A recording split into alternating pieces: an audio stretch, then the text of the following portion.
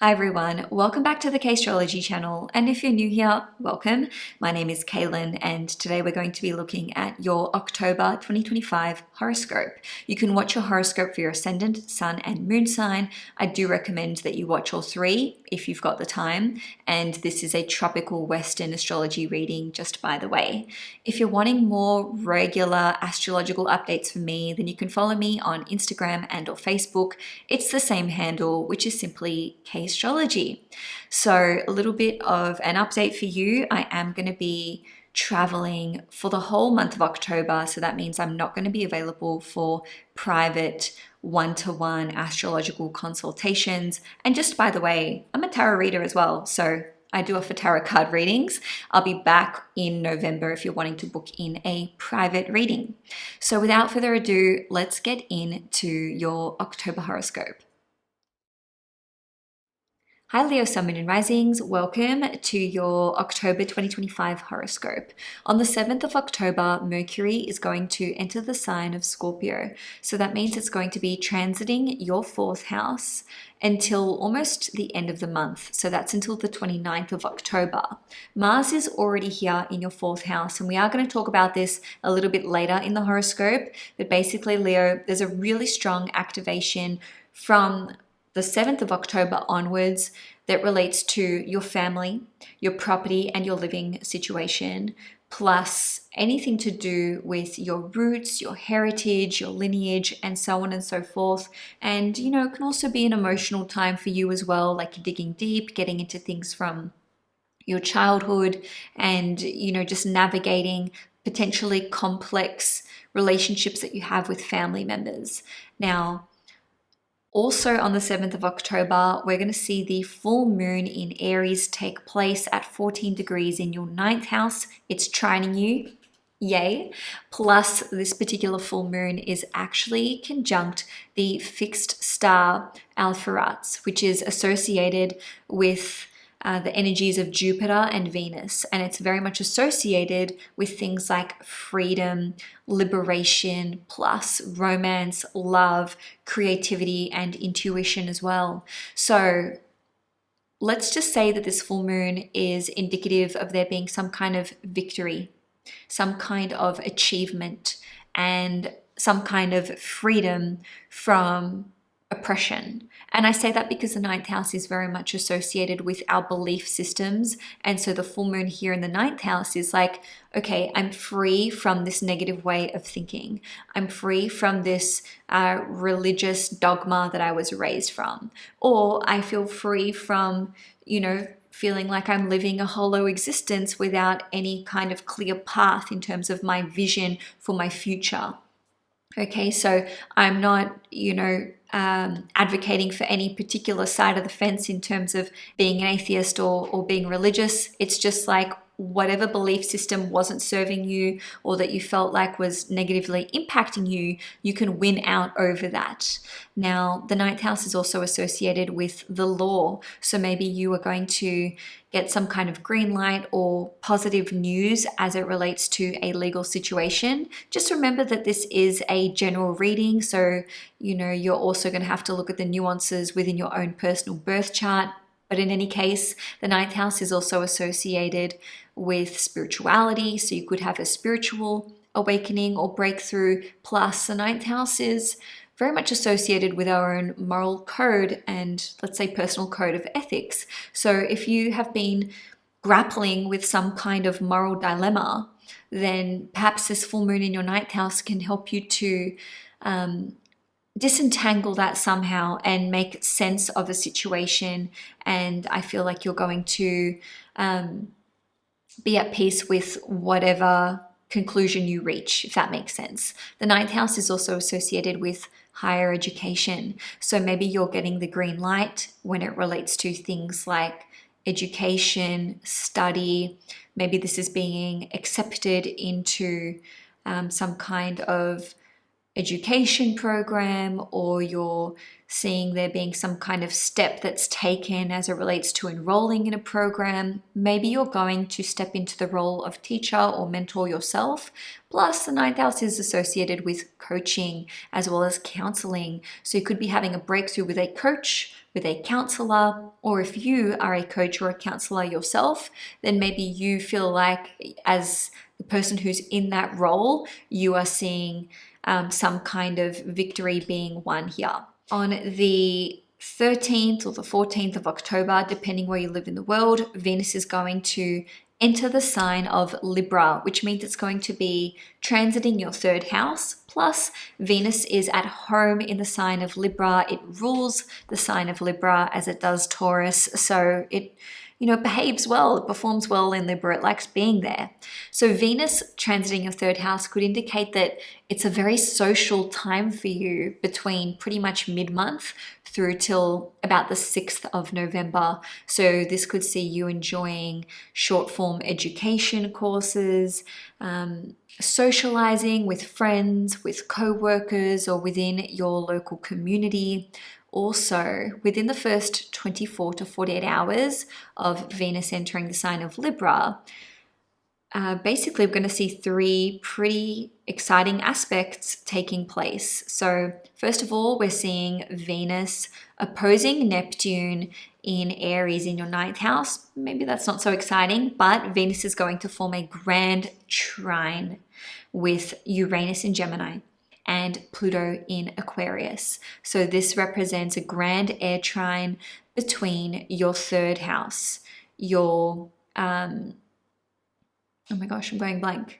Your third house, which is Libra, your 11th house, which is Gemini, and then we've got Pluto and Aquarius in your 7th house. So these are all the social houses in astrology. So to me, there's some kind of pivotal shift that is happening for you as it relates to your social network, clients, co-workers, business ideas, plus one-to-one relationships, and perhaps there are some important contracts or conversations that are taking place.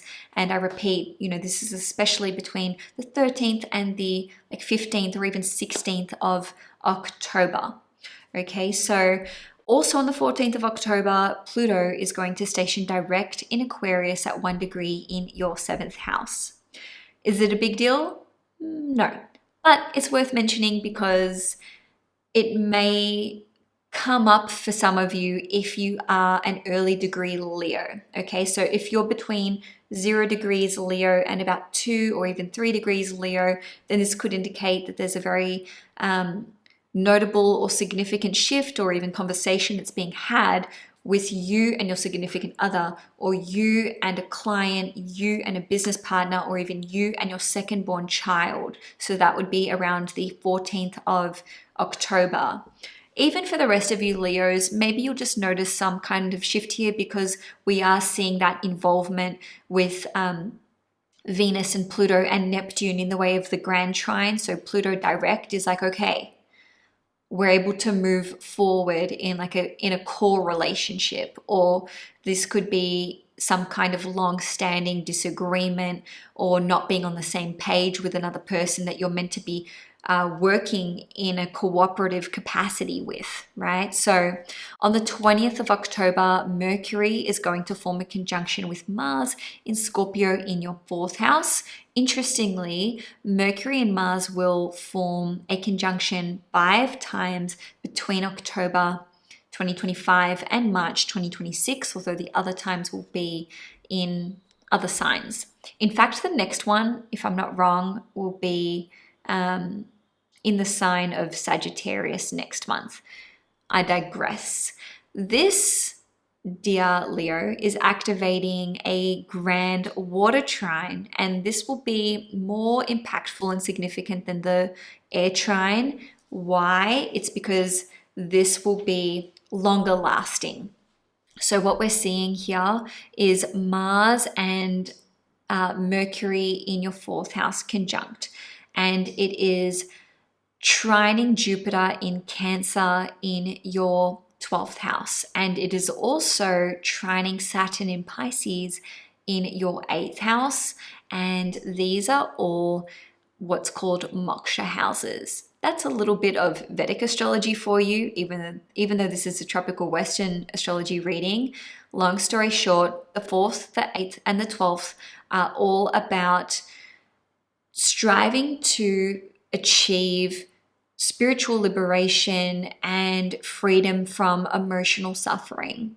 So given that these planets are going to be holding this trine until pretty much the end of the month, to me, this indicates that you're finding a way to move on and heal from things that you didn't think were possible, especially as it relates to family dynamics. Okay, so you may be experiencing profound healing within a relationship.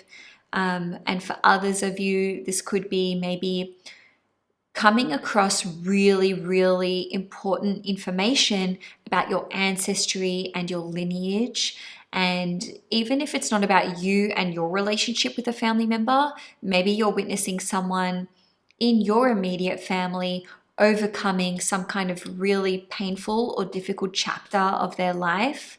And on a few different levels, because this is activating your 8th house, which relates to mutual resources, then you may be seeing, for some of you, a big breakthrough in terms of the shared investments that you have with other people, joint bank accounts, maybe someone paying you back, maybe someone helping you to pay off a significant loan, or just helping you out in a way that is like just invaluable. And that could even be emotional support or support in ways that are not financial in nature.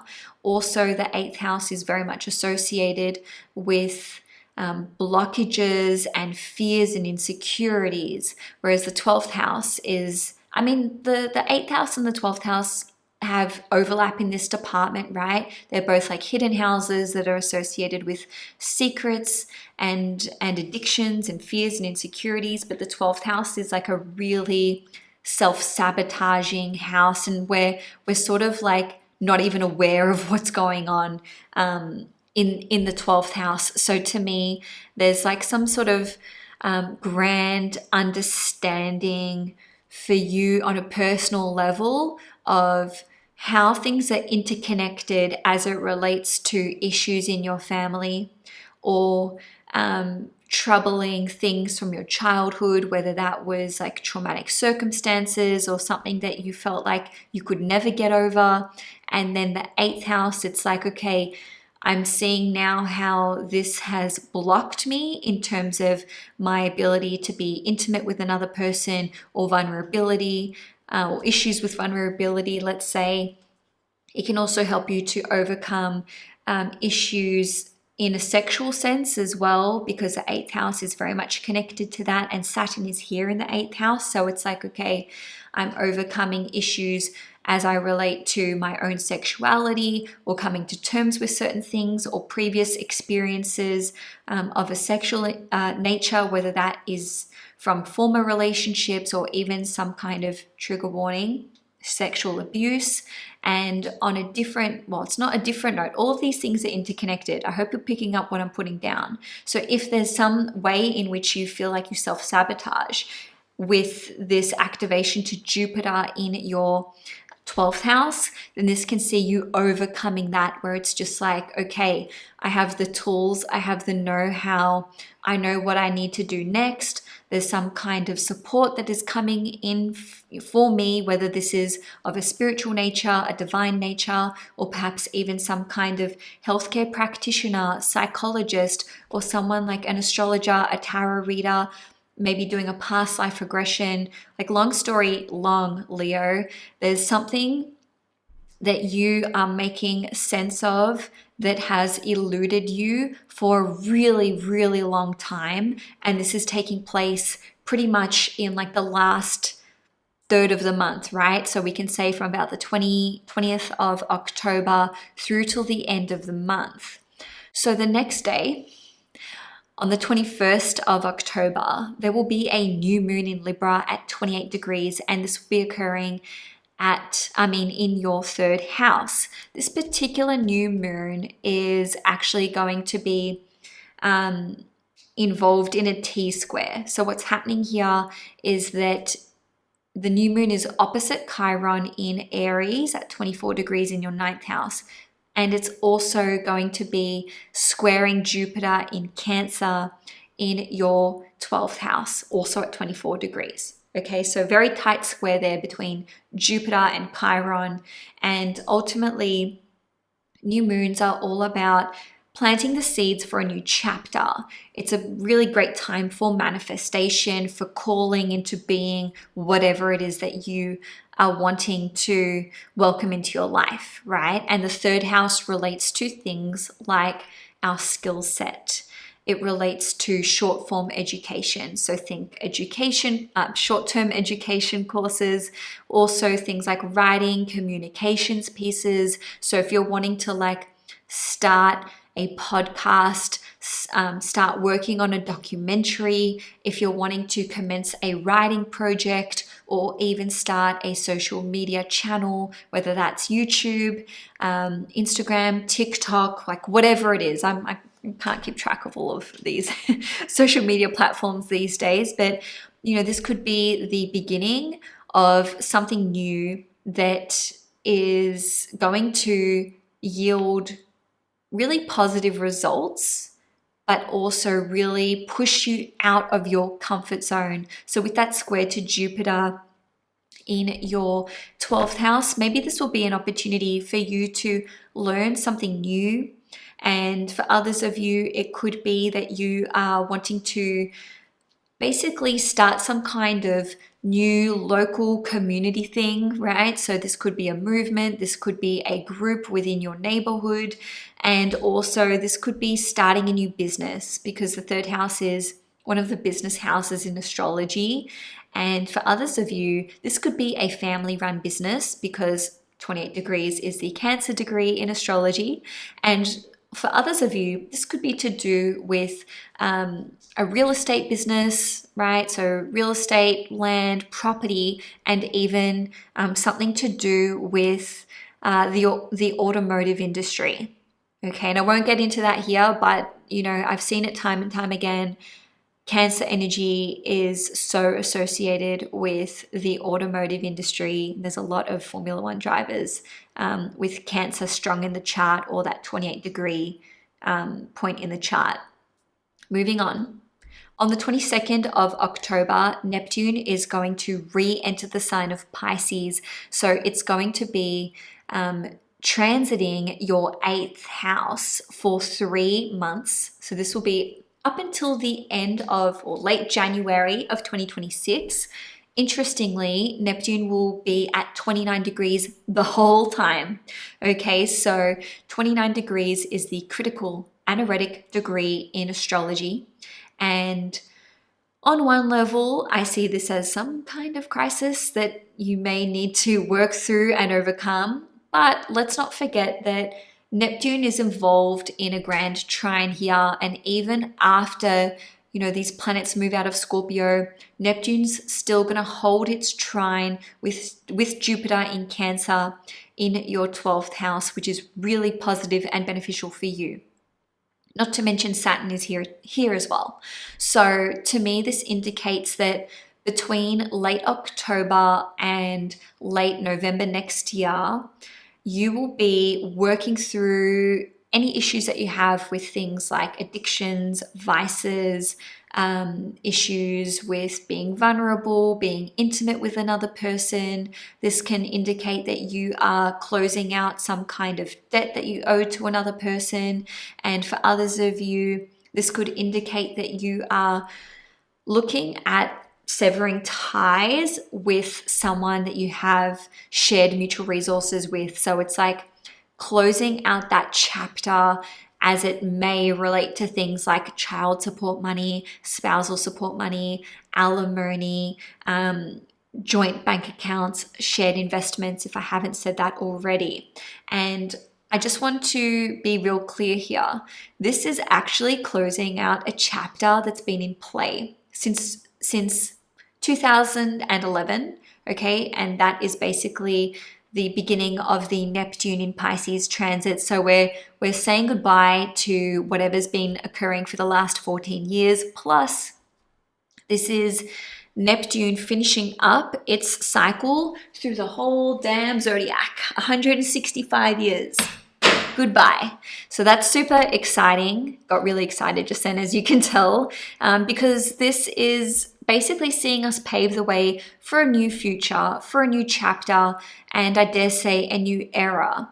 On a global level, yes, but we're really looking at this like personal level, right? So this is saying goodbye to fears, insecurities, addictions, issues with how you relate to other people intimately, sexually, your own sexuality, and overcoming problems with your resource management as well. Okay, so on the 23rd of October, Scorpio season is going to start. So the sun will enter the sign of Scorpio. So pretty much from the 23rd to the 29th of October, we will have the sun, Mercury, and Mars all in your 4th house, right? So that's like the bottom of the chart for you. Just pretend that, that's a Scorpio.